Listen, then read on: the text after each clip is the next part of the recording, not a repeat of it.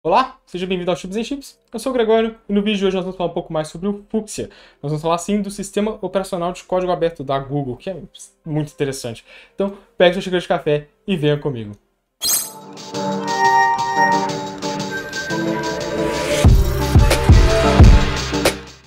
Olá pessoal, antes do vídeo eu quero convidar vocês a ouvir o meu podcast lá no chipsandchips.com, lembrando que também está na maioria dos agregadores por aí.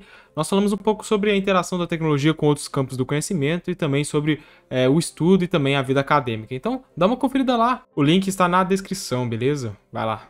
Bom, e antes de começar eu quero agradecer ao Sandro Rocha por disponibilizar para mim imagens lá do ZOS. Ele mandou isso por e-mail, então eu agradeço demais. Se você quiser mandar conteúdos por e-mail, pode fazer igual o Sandro Rocha e me enviar diretamente pelo chipsandchips@protonmail.com ou também me enviar através das redes sociais. Inclusive, você pode mandar por direct no Instagram ou ainda entrar lá no Discord do canal e vamos promover uma interação lá dentro. Agora a gente tem um Discord também, ou um Discord, chama do jeito que você quiser, onde a gente pode interagir e aí trocar conteúdo e figurinhas também vai ser bem bacana, tá certo? Então, entre aí nos meios de comunicação, pode entrar em contato comigo e também vamos prover conteúdo, né? A comunidade é pequena, mas juntos a gente consegue bastante conteúdo, tá certo? Então, muito obrigado aí, Sandro, mais uma vez. Eu esqueci de agradecer no último vídeo, mas eu lembrei nesse, então valeu demais. Então vamos falar um pouco mais do Fuchsia.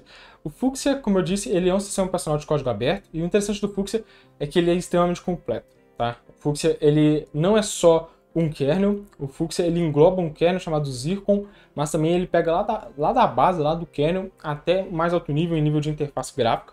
Então é extremamente interessante.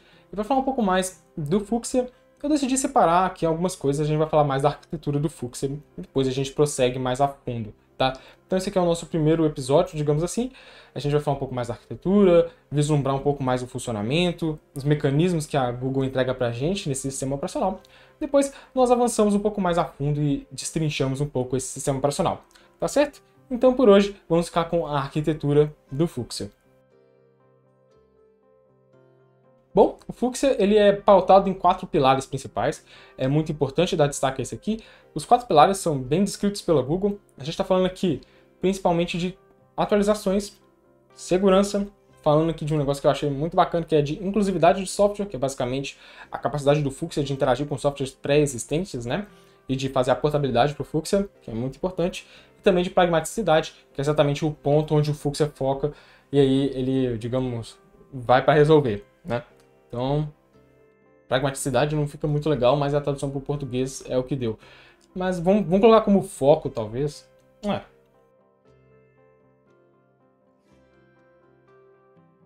Falando de segurança, é muito legal a gente falar do Fuchsia, porque é um sistema operacional construído em cima de segurança, tá? Desde a base, o kernel é muito construído em cima disso. Inclusive, ele trabalha com algumas tecnologias que são extremamente legais. Os aplicativos nativamente são dados em forma de containers, tá? Então você recebe o que a gente chama de pacotes. Esses pacotes têm os seus espaços destinados, que a gente chamaria de namespace, né? Seriam espaços do pacote ali, onde ele só pode atuar ali dentro. Então ele não consegue interagir diretamente com outro software e nem com recursos a quais não foram cedidos aquele pacote. Então, assim, isso é muito legal. E o mais legal também é que ele é extremamente focado em modularização e baixo acoplamento, tá? São conceitos de engenharia de software muito fortes e são implementados aqui no Fuchsia, que é muito bacana, é muito interessante. Então, assim, os softwares, se o software recebe determinado acesso, ele não consegue fazer outros tipos de acesso. A gente está falando, inclusive, a nível de sistema de arquivos, como a gente vê nas linguagens, normalmente a gente tem acesso livre ao sistema de arquivos, né? Você pode salvar na pastinha do Zé, desde que o Zé te dê permissão de escrita e beleza. No Fuchsia é um pouco diferente. Você recebe um espaço dentro do sistema de arquivos. Você não vê o resto, você só tem acesso a ele, você não enxerga o todo, apenas o que foi recebido de acesso ali. Aí eu não sei como é que vai ficar com essas linguagens de C++, provavelmente a linguagem do Fuchsia vai fazer isso para você sozinho, tá? Você vai fazer a chamada desse sistema e ele vai resolver isso para você e vai alocar num lugar só, então você não consegue sair alocando em qualquer lugar dentro do sistema, né? Então você recebe um espacinho ali reservado para sua aplicação rodar e funcionar do jeito que ela deveria funcionar, a princípio. Vamos ver como é que isso funciona na prática, mas a princípio seria isso, ela receberia um espaço reservado para ela, tá? Assim como então desde a distribuição em nível dos pacotes que são distribuídos até o funcionamento mais interno a nível de chamadas, tudo é voltado para segurança. Para você ter uma ideia, o Zircon é o kernel do Fuchsia.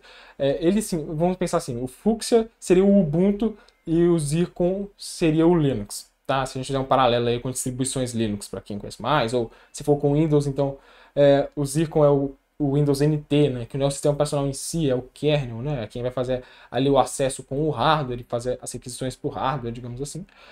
Então, é esse cara. Ele é um kernel orientado a objetos, e para a gente ter uma ideia, ele concede acesso a alguns objetos que devem ser pedidos de forma explícita pela aplicação.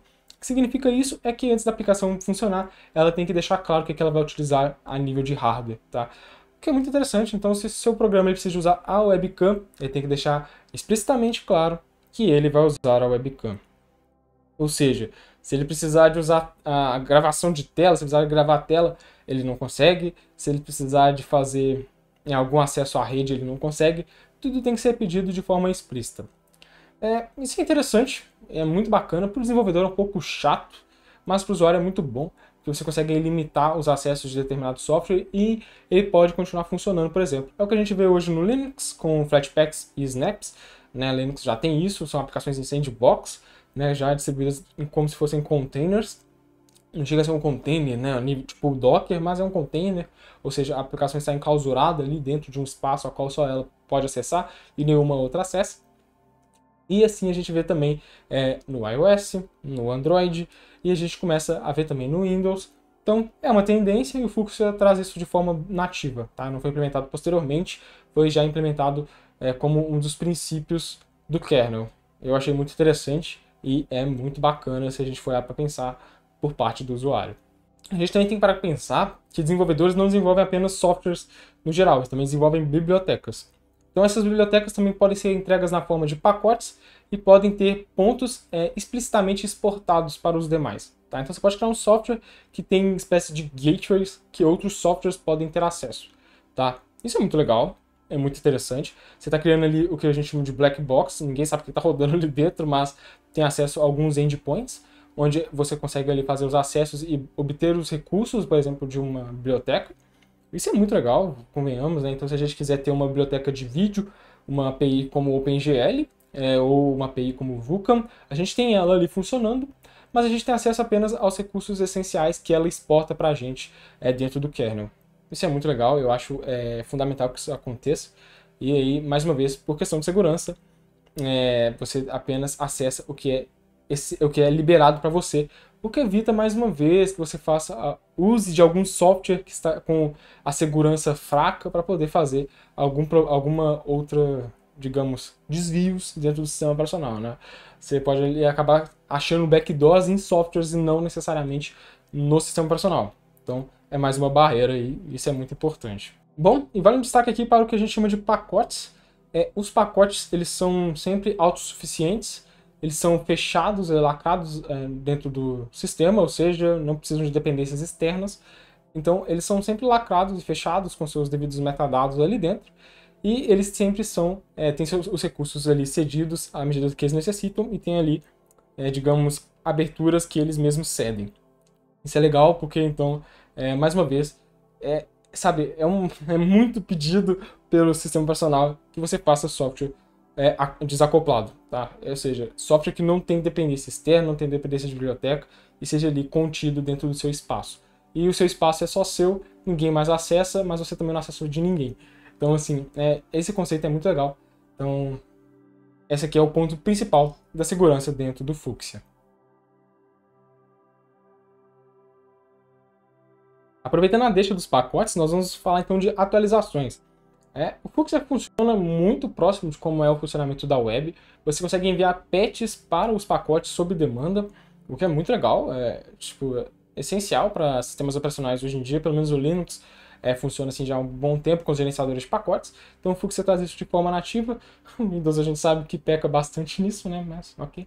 O macOS também trabalha dessa forma, então você consegue enviar atualizações para as aplicações sob demanda, o que é muito importante, e garante que seus pacotes estejam sempre atualizados nos seus usuários finais, né?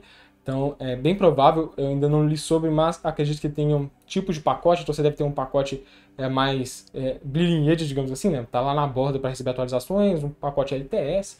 Então, assim, deve ter essa segmentação, porque, como eles disseram, é sob demanda. Então, demanda de software ultra atualizado, demanda de software menos atualizado, demanda de software estável, tá?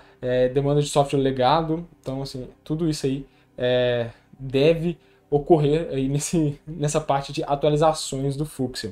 Tá? É algo que a gente pode esperar, tá certo? Bom, vale destacar aqui que o kernel do Fuchsia ele tem funcionalidades mínimas e a maioria das outras funcionalidades estão em níveis de usuário. Isso aqui eu tenho quase absoluta certeza que foi um aprendizado grande vindo lá do Android, né? Então, como o Android não tem o kernel muito isolado, então assim, a gente tinha problemas de atualizações no Android, você não conseguia entregar as atualizações para todo o sistema operacional, o que é um problema gravíssimo. Então, como tudo é isolado, a maioria das funções são realmente em nível de usuário, é muito fácil você atualizar completamente o sistema enviando patches através da internet. Tá? Inclusive, para simular isso, os pacotes lembram URLs, tá? Eles são como URLs e é como se eles realmente apontassem para um endereço na internet de onde virão as atualizações, tá certo? Então, algo parecido com o que a gente vê nos repositórios em distribuições Linux. Isso é muito bom, eu acho muito melhor do que qualquer outra forma de gerenciar software, como o Windows faz, que é simplesmente baixar um executável, que eu acho horroroso.